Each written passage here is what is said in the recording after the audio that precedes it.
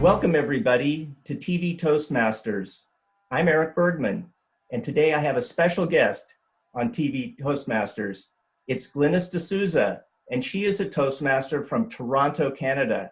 Yes, we have our first international visitor today, and I'm so glad she's with us.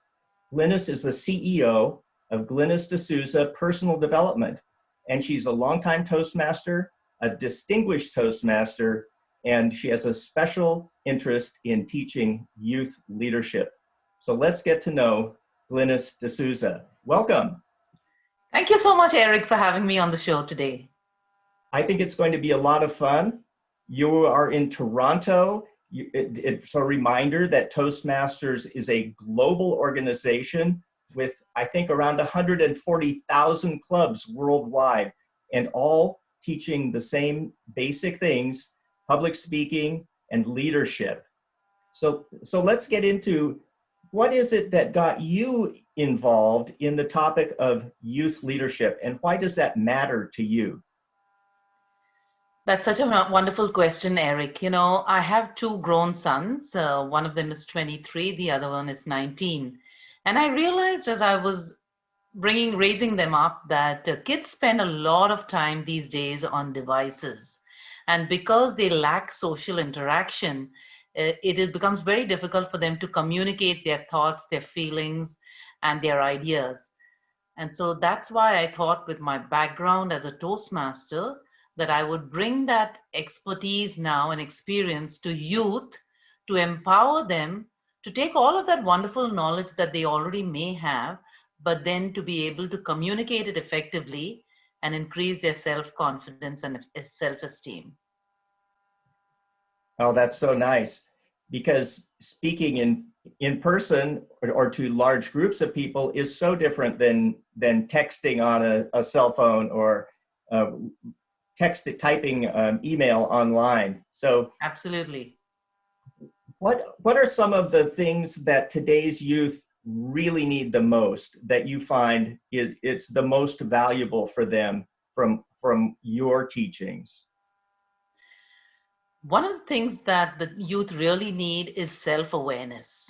Now, you cannot really communicate without knowing your inherent strengths and weaknesses, or I would say growth opportunities. So the reason why they have this fear, or they compare themselves, or they fall into all of these different failure traps, is because they don't know themselves. And so one of the first things that I do when I conduct my Youth Max workshops is I have a youth exploratory report, something like a DISC analysis, where they learn whether they are a D, I, S, or a C personality. So then they're able to embrace themselves, and then from that basis learn.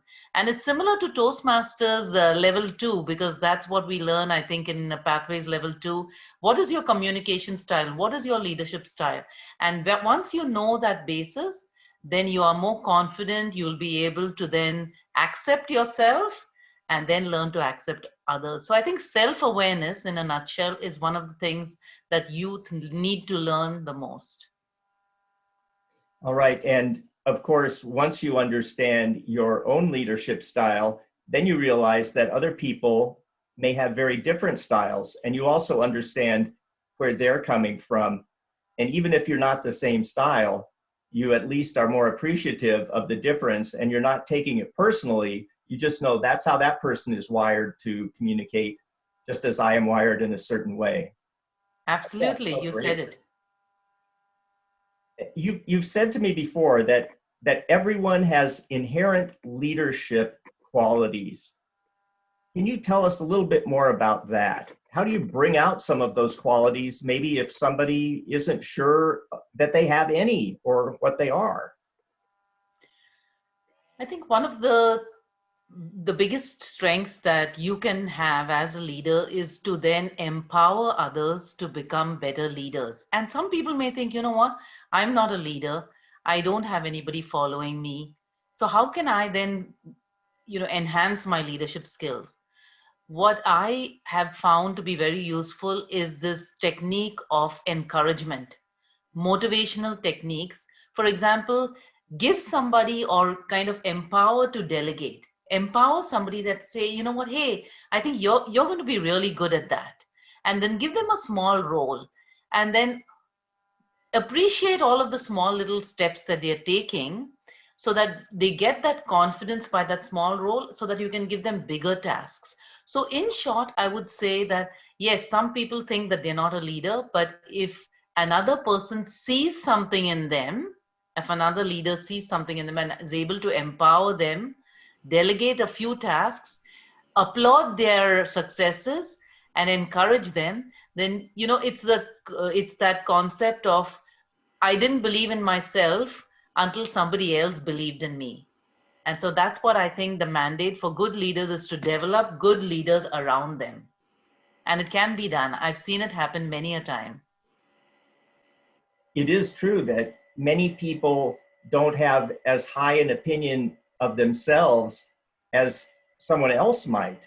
And so those of us who are looking to train new leaders, to the next generation to follow, raising up the young, we can do so much by seeing that certain spark in somebody, whatever it is, noting their uniqueness, and then trusting them to do a certain task, a certain job, a certain role, and being sure to encourage them. That's how Toastmasters really does work, as I've experienced it, certainly. Absolutely, Eric. And at this point, I would like to tell you a little story about my friend Melanie. She was just a Toastmaster in another club. And suddenly we found that we needed an area director because somebody had given up. And so I told Melanie, hey, you know what? You can do this area director role. She was quite unsure of herself in the beginning, but then she took it and I guided her. I was there all the time just guiding her.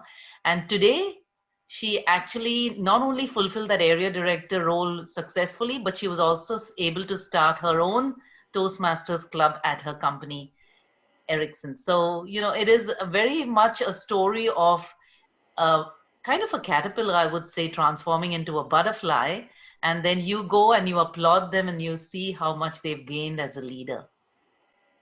It's such a fulfilling, satisfying feeling. Oh, isn't it? I just love in Toastmasters watching other people grow and feeling good that perhaps I had a small role in some part of their really being able to show what they were capable of.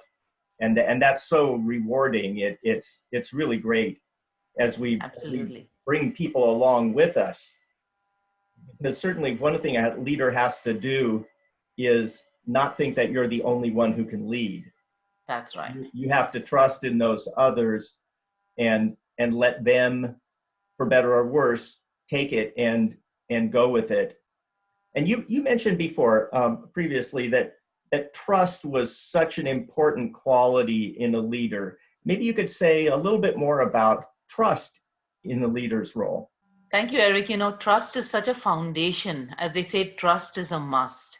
And when you're leading people, they should know that you are trustworthy so that you can then earn their trust as well. And I found this when I was doing the club growth director role in our district. People were looking really at you to, trust.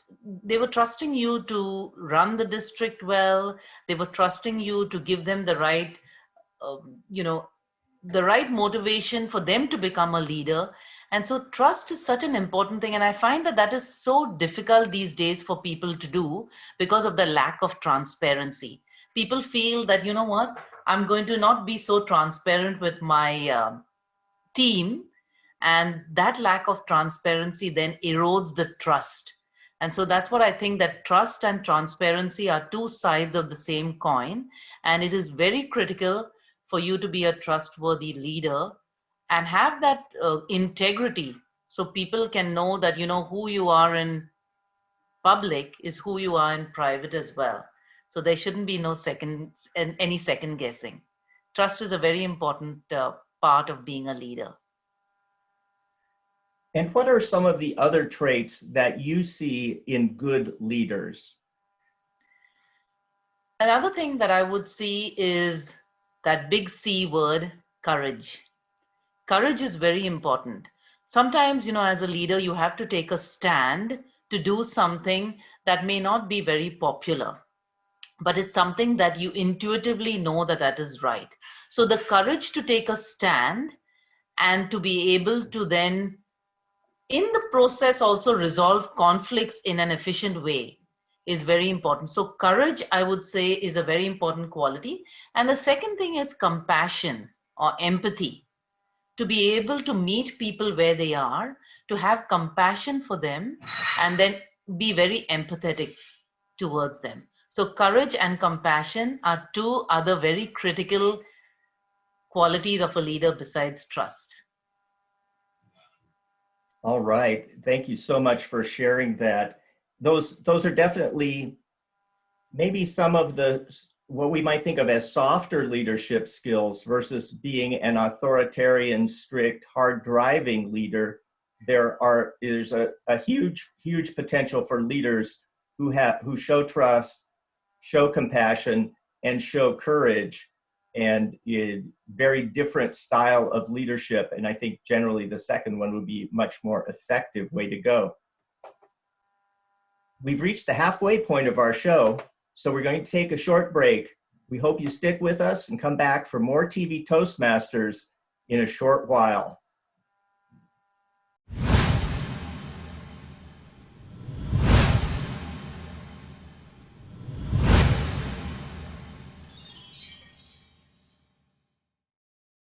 I joined Toastmasters to improve my speaking, listening, communication, and leadership skills. Toastmasters gave me incredible confidence, confidence, great listening skills, poise, great leadership skills, the ability to speak in public, strength, a captive audience, quality feedback from the more experienced Toastmasters. Toastmasters really helped me improve my listening skills, sales skills, opportunities to go to different groups and widen my whole horizon. Toastmasters has given me a more focused me, and I'm a much better listener.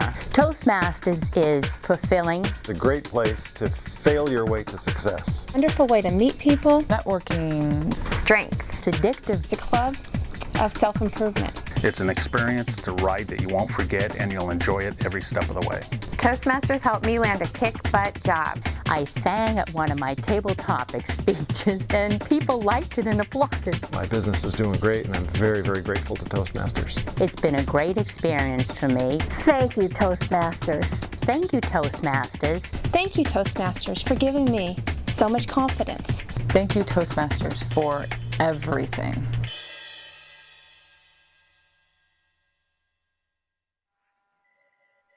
Welcome back to TV Toastmasters. I'm your host, Erik Bergman.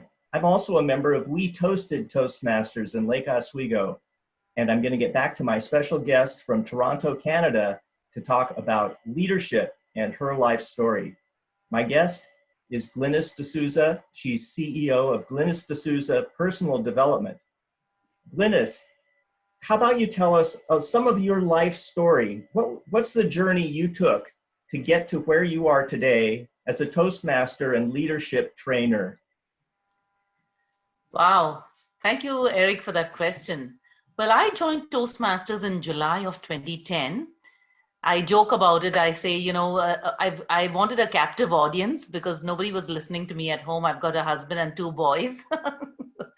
But really, on a serious note, when I came and looked at the program, I was so fascinated by how people can grow and just learn by doing in a small supportive environment. And so that propelled me to take on leadership roles like area director, club growth director, and really hone in on my teamwork and leadership skills. I actually was also fascinated on another note by John Maxwell. He is a leadership speaker, trainer, and it's a big team. I've been reading his books for years. The 21 Indisputable Laws of Leadership, the 21 Laws of Teamwork, etc. And so I joined that team in 2017 and became a certified leadership speaker and trainer. From there, I had done quite a few youth leadership programs within Toastmasters. So Toastmasters combined with John Maxwell helped me to start my own business called Glynis D'Souza Personal Development. I also ran for public office in 2018 as a school board trustee because I realized that I wanted to impact the youth in some way. On my own now, I have Youth Max leadership and public speaking combination courses that I run 4 times a year, just because I can combine that with my John Maxwell certification as well as my Toastmasters certification. And so that's the journey. I'm enjoying it, really adding value to youth and really empowering them to be better leaders and communicators. Glynis, for those who want to find out more information about your business, what is the website name, please? We'll post it too, but if you could say it, that would help. Sure. It's www.glynisdesouza.com. Pretty simple. glynisdesouza.com. Great. Thank you so much. You've said that leadership is influence. Explain what you mean by that.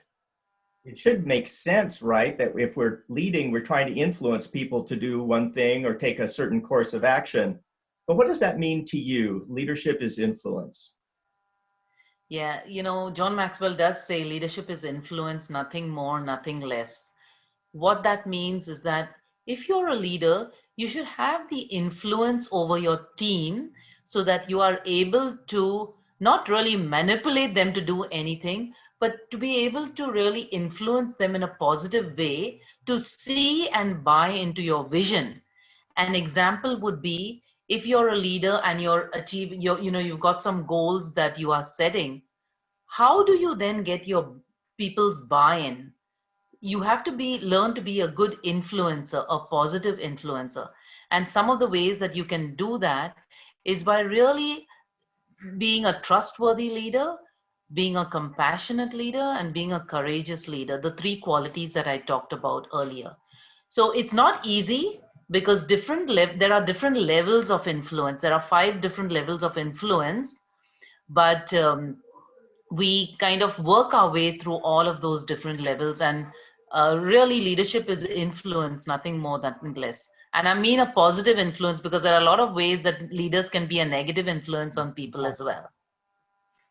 I think many of us have worked for people who were a less than positive influence in the workplace, for instance.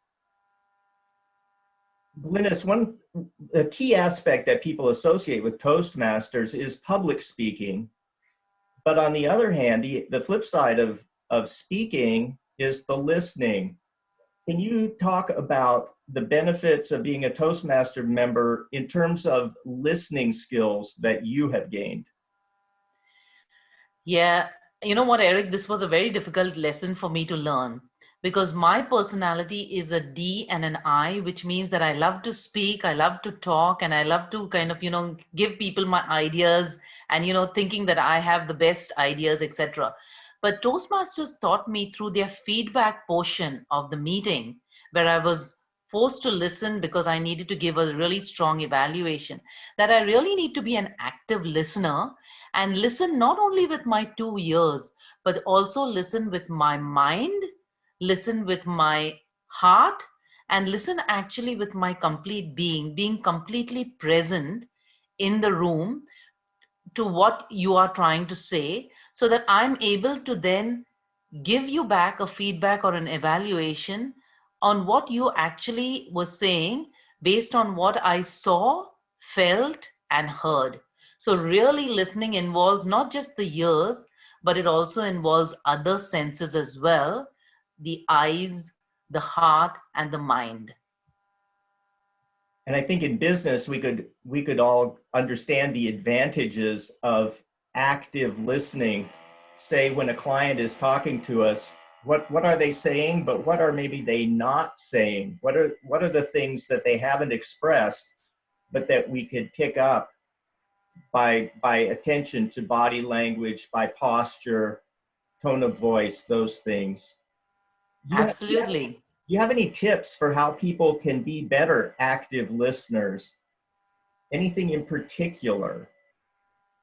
Yeah, I find that a lot with my Youth Max courses that I conduct. And the reason why I say that is because youth have this ability to be great listeners, but they are so involved in multitasking, just like us adults do quite a few times. And when I conduct my workshops, I find, sometimes they're flipping their phone, or sometimes they're kind of texting, or they're doodling. And I understand that different people listen in different ways, or they learn in different ways. Funnily enough, people actually sometimes learn just by doodling and making notes on their pieces of paper.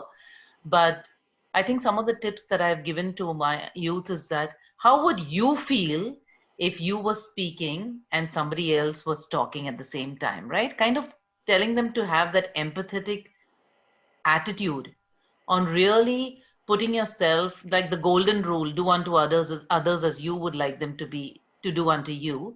And so really having that empathy, but also, thinking that, the best way to do a thing is to do it the first time. Why repeat it and ask, what did you say? I didn't catch that.